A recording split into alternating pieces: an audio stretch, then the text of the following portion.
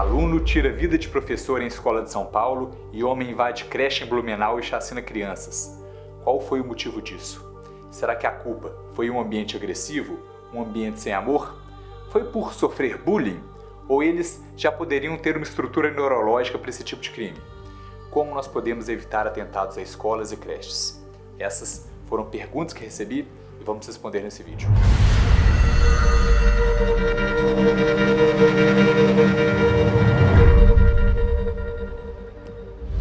Oi pessoal, sou o Dr. Matheus e esses episódios bárbaros recentes nos entristecem bastante. Me solidarizo com a dor das famílias e vou tentar usar o meu conhecimento e experiência para conversarmos sobre esses atentados em escolas. Entre outras atividades, eu faço acompanhamento médico-psiquiátrico de alguns menores que cometem atos de violência importante, atos criminosos diversos, com até casos de homicídio. E é por isso, vou falar para vocês aspectos desses jovens que vocês nem imaginam. Uma curiosidade é que eu já trabalhei em ambientes diversos, ambulatório de clínica médica em favelas, serviço de psiquiatria ambulatorial de adultos, serviço de urgência psiquiátrica de adultos e serviço de psiquiatria infantil. E de todos esses, onde eu mais lidava com situações criminosas é no serviço de psiquiatria infantil. O motivo é até simples. Quando um adulto comete um crime e é pego, é cadeia e pronto, acabou. Agora, quando o menor rouba, agride, faz ameaças, vende drogas ou até comete homicídio, aí muitas vezes pedem avaliação e acompanhamento psiquiátrico. Então, vamos responder algumas perguntas relacionadas a esses tristes episódios. O que ocorreu numa escola com o fim da vida de uma professora e outros feridos, e o da creche de Blumenau. O menor age assim porque sofreu bullying ou a circuitaria cerebral já possui algum distúrbio e mais cedo ou mais tarde ele acabaria fazendo algo indevido? Foi uma pergunta do Marconi Oliveira Júnior. Boa pergunta. Bullying é a intimidação sistemática, normalmente em ambiente escolar, em que há um desequilíbrio de poder entre a vítima e o agressor ou agressores. É algo diferente de zoações entre amigos. Na minha infância, por exemplo, todos eram chamados pela parte do corpo que se destacava. Tinha o testa, o dumbo, o nariga, o cabeça. Era zoação o tempo todo, mas todos eram amigos. Então não tinha bullying, porque todos sabiam lidar com as brincadeiras. E aí entra algo que eu considero muito importante. Combater o bullying é fundamental, mas também é importante fortalecer o psicológico de crianças e adolescentes diante de ofensas. Receber ofensas, insultos, provocações, faz parte da vida e é essencial que uma pessoa saiba lidar com isso. Quanto a esse caso recente do rapaz que esfaqueou a professora, vi reportagens que ele era muito violento, que recebia e praticava bullying e que até havia sido transferido de escola poucas semanas antes, após ele ameaçar matar um colega da antiga escola. Sobre isso, primeiramente não me parece correto chamar bullying quando uma mesma pessoa recebe e pratica ofensas e agressões contra o mesmo grupo, porque bullying tem na definição que precisa haver uma diferença de força, física ou social, que é menor na vítima. Então, acredito que havia na verdade era uma falta de civilidade, grosseria e selvageria entre o adolescente assassino e seus colegas. Agora, eu tenho um caso que eu acompanho que é bem parecido. Um jovem que frequentemente bate e apanha dos colegas, troca insultos, ameaça os colegas, bate em professores, até já levou uma faca escondida. E já esganou uma professora em que ela quase chegou a desmaiar. Caso terrível, muito parecido, né? Além disso, ele já matou um cachorro, já bateu forte num bebê da família na minha frente, então é um caso que me preocupa muito. Já conversei com os familiares, também com a diretora da escola. E o motivo desse menino estar sempre envolvido com brigas, que talvez algumas vezes até sejam os colegas realmente quem iniciam, porque ele é terrível. Uma agressividade fora do normal, um comportamento absurdo. Já teve uma vez que ele me deu um chute por baixo da perna e eu pensei que foi sem querer. Aí ele riu. Fez uma segunda vez, eu pensei, não é possível que tá me chutando por querer. Aí chutou uma terceira vez rindo. Aí eu botei moral, falei, menino, para com isso agora. E ele, desculpa, não vou mais te chutar. Com certeza, um menino que tem esse tipo de comportamento gera muita antipatia dos demais.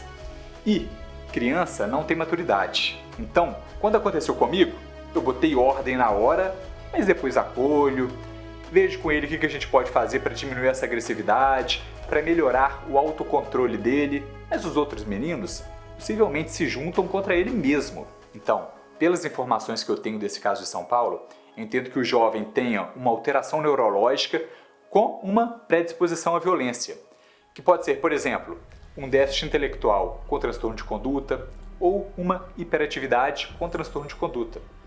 Mas não necessariamente ele iria esfaquear pessoas, assim como meu paciente não necessariamente irá fazer algo grave.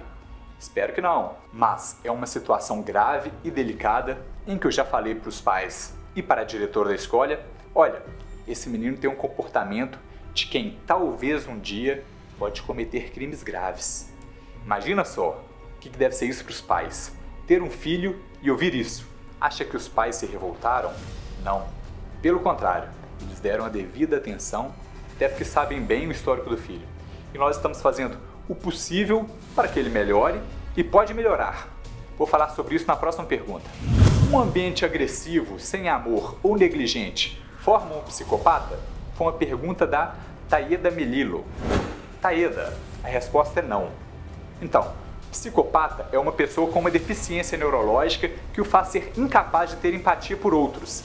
E sem se importar com outras pessoas, isso aumenta muito a chance de o psicopata fazer uso de violência para satisfazer seus objetivos. De todos os crimes violentos, 50% são praticados por psicopatas. Entre os presos que cometeram crimes violentos mais de uma vez, aí temos quase 80% de psicopatas. Mas a verdade é que a maioria dos psicopatas não cometem homicídios, porque é muito comum psicopatas. Todos nós temos contatos. Eles são de 1 a 3% da população.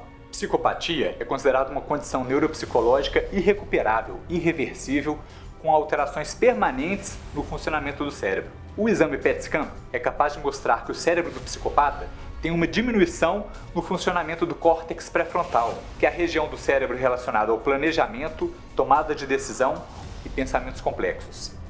A psicopatia tem uma forte influência genética. A maioria dos psicopatas tem outros psicopatas na família. E se quiser saber mais sobre isso, eu tenho uma playlist com vídeos sobre psicopatas, serial killer e alguns casos famosos. Tá aqui abaixo no comentário fixado. Dito isso, pessoal, o psicopata já nasce com essa condição independente do ambiente que ele viveu, mas o ambiente tem influência em ser ou não assassino. Analisando os dois casos, o de Blumenau é um caso muito violento, mas é algo tão bizarro, um adulto atacar crianças numa creche, que inicialmente até sugere a possibilidade de um surto psicótico, ou seja, que o assassino estaria sob algum delírio, com pensamentos irreais, ou talvez ouvindo alucinações, por exemplo, vozes que mandavam ele fazer aquilo. Se ele receber esse diagnóstico, ele ficará num presídio psiquiátrico para sempre. Porém, esse assassino de Blumenau já tem outras 4 passagens pela polícia. Por briga em casa noturna, porte de drogas, já esfaqueou um cachorro e há 2 anos ele esfaqueou o padrasto, que por sorte continua vivo. Com todo esse histórico de crimes violentos, esse sujeito provavelmente sim é um psicopata. E já era para estar preso, porque ele quase matou o padrasto. Mas infelizmente, nesse país é muito comum a impunidade. Quanto ao caso do aluno que esfaqueou a professora, por ter menos de 18 anos, não podemos falar em psicopatia. Mesmo caso muito sugestivos de psicopatas adolescentes, podem mudar o padrão de pensamento para algo normal por volta dos 18 anos, quando ocorre um fenômeno no cérebro chamado de poda sináptica. E é só após os 18 anos que é possível avaliar se uma pessoa é de fato um psicopata. Tá gostando do vídeo? Aproveita e deixa um like pra gente. Nos ajuda muito, pessoal. Boa tarde, doutor. O senhor sabe qual poderia ser o principal motivo para o estudante fazer algo assim? Olá.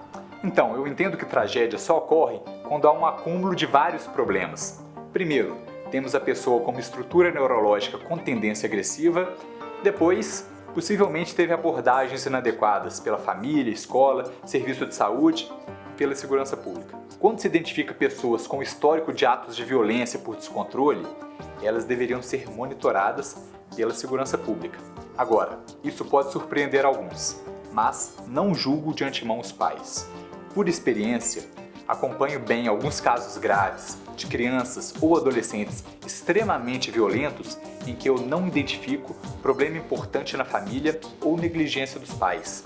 No caso do adolescente mais agressivo que eu acompanho, eu observo que os pais são preocupados, eles vêm em todos os acompanhamentos. Tem uma irmã mais velha que também vem às consultas para querer entender por que o irmão é assim e o que a gente pode fazer para ele. Não é nada fácil. Mas claro, também tem casos em que o problema é apenas da família. Geralmente é uma situação em que o menor convive com apenas um dos genitores ou com apenas um avô ou uma avó, e esse cuidador não sabe lidar com o menor, ou por não colocar limites, ou por não conseguir dialogar adequadamente. Na situação em que tem um problema familiar importante com mais de um cuidador na casa, costuma haver diferença de poder, em que o cuidador problemático é quem se impõe diante do outro. Então, em resumo, é a combinação de ter pessoas com tendências a comportamentos agressivos e um ambiente que foi de alguma maneira insuficiente. Como podemos evitar atentados a escolas e creches? Pessoal, a prevenção de atentados em escolas é uma questão complexa que envolve muitos fatores. Não vou entrar nas questões de segurança física das escolas, da legislação, mas nas questões de saúde mental é importante estimular um ambiente escolar positivo, com o desenvolvimento de um ambiente que promova o respeito, a inclusão, o diálogo e a resolução pacífica dos conflitos.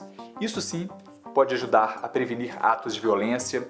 Também é importante promover o bem-estar emocional dos alunos, incentivando a saúde mental e emocional dos estudantes, que é algo que pode reduzir as chances de comportamentos violentos. Agora, se identificarmos um adolescente muito violento, é importante buscar uma ajuda profissional de um psicólogo ou um psiquiatra com experiência em psicopatia. Isso pode ser capaz de ajudar o adolescente a entender suas emoções e a desenvolver estratégias para controlar seu comportamento. Tratar transtornos associados também é importante, porque muitos adolescentes psicopatas apresentam transtornos de ansiedade, depressão, abuso de substâncias, entre outros. Tratar esses outros transtornos ajuda a reduzir o comportamento agressivo também. E terapia comportamental. A terapia comportamental pode ajudar o adolescente a desenvolver habilidades sociais e emocionais que geralmente são pouco desenvolvidas nessas pessoas. Terapia familiar também seria algo muito bom, envolver a família no tratamento e assim isso pode ajudar o adolescente a se sentir mais apoiado e compreendido, o que pode ajudar a reduzir esse comportamento. Também é importante estabelecer limites claros, mostrar para o adolescente que o comportamento agressivo pode ter consequências e assim isso pode nos ajudar a reduzir a violência. E algumas vezes pode ser necessário também monitorar o adolescente. A supervisão constante dele é essencial para garantir a segurança de todos os envolvidos, às vezes até precisando de um envolvimento das autoridades. Em casos extremos em que o adolescente representa uma ameaça iminente para si ou para outros, pode e deveria ser necessário um contato com a polícia ou outros serviços de proteção à criança e o adolescente para garantir a segurança de todos os envolvidos. Agora, pessoal, vou falar algo diferente. Maquiavel, no famoso livro O Príncipe, debate que há duas maneiras de conseguir a obediência de outras pessoas: pelo amor e pelo temor. Para lidar com psicopatas ou adolescentes agressivos, o melhor caminho, e eu falo isso por experiência, é o temor. Tem que mostrar de maneira clara as consequências de novos atos agressivos. Algumas vezes eu sugiro aos pais conversar com policiais e pedir para os policiais dar uma dura e às vezes até ameaçar levar o jovem para uma fundação casa. Eu, às vezes, faço o papel de policial mau, policial bom. Começo sendo mau, sendo duro, falando algo do tipo: se você continuar assim, vai para um abrigo ou vai para uma prisão para menores e nunca mais vai ver seus pais. Não terá celular, não vai poder soltar pipa nem nada. E quando eu vejo que eu consegui irritar o jovem, aí eu mudo. Passo para ser o policial bom. Falo, por exemplo: amiguinho, mas eu vou te ajudar, nada disso vai acontecer, vou te ajudar a ter mais autocontrole, a não querer brigar, você vai ver, vai ficar mais calmo, vai ficar bem mais tranquilo e nada disso vai acontecer. Até hoje, todas as vezes que eu optei por usar essa técnica do policial mau, policial bom, foi muito bom o resultado. Ficou com dúvidas? Deixa aqui nos comentários. E se gosta desse tipo de vídeo, pode se inscrever no nosso canal e, se ativar as notificações, fica sabendo assim que tiver um vídeo novo. Valeu, pessoal, até o próximo vídeo.